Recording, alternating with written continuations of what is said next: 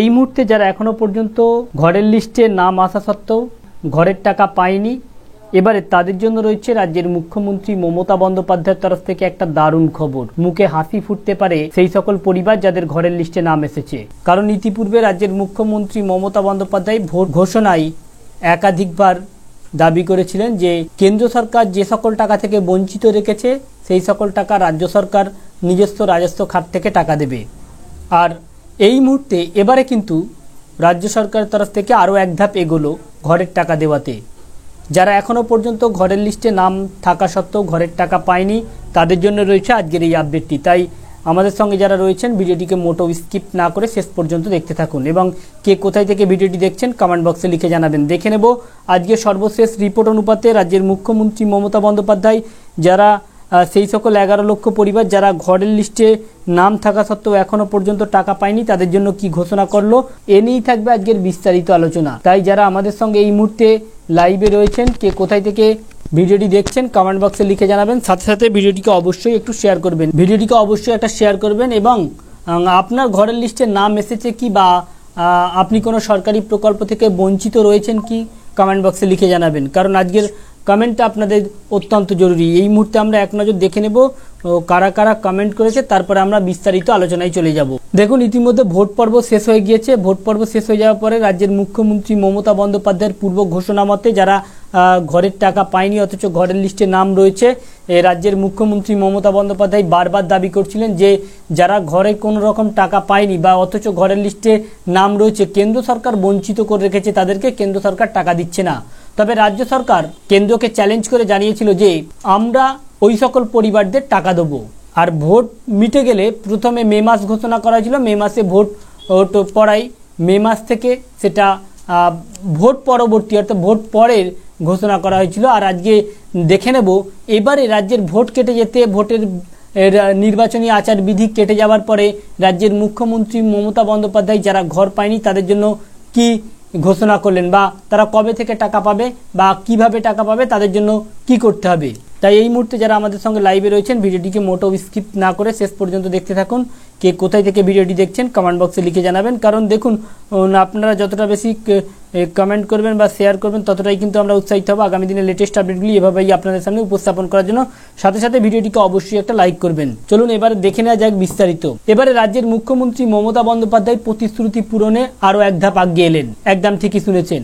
এবারে যাদের ঘরের লিস্টে নাম এসেছে তাদেরকে এবার টাকা দেওয়ার ক্ষেত্রে এক ধাপ এগোলেন। বলছেন লোকসভা ভোট মিটে গিয়েছে, উঠে গিয়েছে নির্বাচনী আচরণবিধি। এবার প্রতিশ্রুতি পূরণে কেন্দ্রের আবাস প্রকল্পে বঞ্চিতদের পাকা ছাদের ব্যবস্থা করতে উদ্যোগী হলো রাজ্য সরকার। এর জন্য একটা বিশেষ পদক্ষেপ নিয়েছে রাজ্য সরকার। যাদের ঘরের লিস্টে নাম এসেছে তারা যদি ওই পদক্ষেপটা অবলম্বন করে তাহলে তাদের অ্যাকাউন্টে ঢুকবে টাকা। হ্যাঁ, একদম ঠিকই শুনেছেন। এবারে রাজ্য সরকার একটা নতুন পোর্টাল তৈরি করছে। ওই পোর্টালে গিয়ে যাদের ঘরের লিস্টে নাম এসেছে তাদের আবেদন করতে হবে। আর ওই পোর্টালটি ইতিমধ্যে পোর্টালটির কাজ শেষ করে ফেলেছে রাজ্য সরকার। খুব তাড়াতাড়ি ওই পোর্টালের আনুষ্ঠানিক হবে বা অনুষ্ঠান করে লঞ্চ করা হবে। বলছেন যে 2022 সালে ডিসেম্বর মাসে কেন্দ্র সরকার 11 লক্ষ বাড়ি তৈরির সম্মতি দেওয়ার রাজ্যব্যাপী উপভোক্তাদের যাচাই পর্ব চালায় রাজ্যের পঞ্চায়েত দপ্তর। তখনই তৈরি হয় চূড়ান্ত তালিকা। এদের তৈরির জন্য টাকা দেওয়ার আগে ফের একবার উপভোক্তাদের বর্তমান পরিস্থিতি যাচাই করে নেওয়া হবে। অর্থাৎ 2022 সালে যে সকল 11 লক্ষ পরিবারদের ঘরের লিস্টে নাম এসেছে, হয়তো আপনার নামও থাকতে পারে বা আপনার পরিবারের নামও থাকতে পারে, তবে সেই লিস্ট ধরেই যে এবারে টাকা দেওয়া হবে এমনটা নয়। প্রথমে ওই 11 লক্ষ পরিবারদের আবারও একটা যাচাইকরণ প্রক্রিয়া চলবে। যাচাইকরণ প্রক্রিয়া চলার পরে তারপরে তাদের একটা লিস্ট তৈরি হবে। লিস্ট তৈরির পর টাকা দেওয়া হবে। কারণ শেষবার যাচাইয়ের পর পেরিয়ে গিয়েছে প্রায় 1.5 বছর। এর মধ্যে অনেকে বাড়ি তৈরি করে ফেলেছেন, কেউ লোন নিয়ে, কেউ বা ধার দেনা করে। যাদের একদম বাড়ির অবস্থা খুব খারাপ ছিল, শোচনীয় অবস্থা ছিল, তারা এভাবে কিন্তু বাড়ি তৈরি করে ফেলেছে। অনেকে হয়তো আবার অন্য জায়গায় চলে গিয়েছে। এসব খতিয়ে দেখে তবেই বাকি টাকা দেওয়া হবে। ডিসেম্বর মাসে অর্থাৎ আগামী ডিসেম্বর মাসে রাজ্য বাড়ি তৈরির জন্য প্রথম কিস্তির টাকা দেবে বলে জানিয়েছে খোদ মুখ্যমন্ত্রী মমতা বন্দ্যোপাধ্যায়। এবারে একই সঙ্গে বাংলার বাড়ি ও আমার বাড়ি প্রকল্পের নাম থাকা উপভোক্তাদের এই তালিকায় জুড়ে দেওয়া হবে। অর্থাৎ আবাস যোজনার টাকা যারা পায়নি, রাজ্যের বাংলার আবাস যোজনা এবং আমার বাড়ি প্রকল্প যে রাজ্যের সরকারের প্রকল্প রয়েছে, এই প্রকল্পটাও কিন্তু ওই প্রকল্পের সাথে জুড়ে দেওয়া হবে। সব মিলিয়ে সংখ্যাটা দাঁড়াবে প্রায় 19 লক্ষ। হ্যাঁ, রাজ্যে এমন অনেক মানুষ রয়েছে যারা এখনো পর্যন্ত ঘরের জন্য অসহায় অবস্থায় রয়েছে।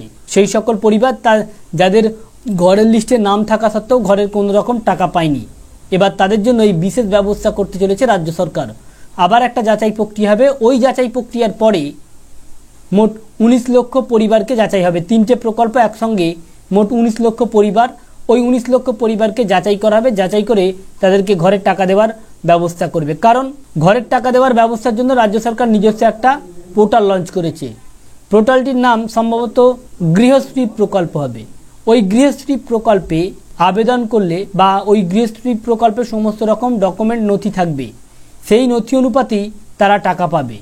যারা এখনো পর্যন্ত ঘরের কোনো রকম টাকা পায়নি, এবারে ভোট পরবর্তীতে রাজ্য সরকার আরও এক ধাপ এগিয়ে এলো তাদের জন্য। তাদের টাকা দেওয়ার ব্যবস্থা খুব দ্রুত সম্পূর্ণ করতে চলেছে। তবে যাদের ভেরিফিকেশন হবে তাদের কি কি প্রয়োজন রয়েছে এটাও জেনে রাখা উচিত।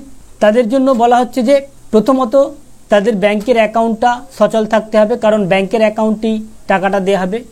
প্রথমে 60,000, তারপর 50,000, তারপরে 10,000 কি 20,000 এমন করে দেওয়া হবে। প্রথম কিস্তির টাকা 60,000 টাকা দেওয়া হবে এবং তার সাথে তার আধার কার্ডটা ঠিক থাকতে হবে এবং আধার কার্ডের সঙ্গে ব্যাংকের লিঙ্কটা সঠিকভাবে থাকতে হবে। নতুবা অ্যাকাউন্ট যদি নিষ্ক্রিয় থাকে বা যদি KYC না করা থাকে তাহলে সমস্যা হতে পারে। তাই যারা এখনো পর্যন্ত কোনো রকম আবাস যোজনার টাকা পাননি অথচ বঞ্চিত হয়ে রয়েছেন, তারা এখন থাকতেই প্রস্তুতি নিয়ে রাখেন।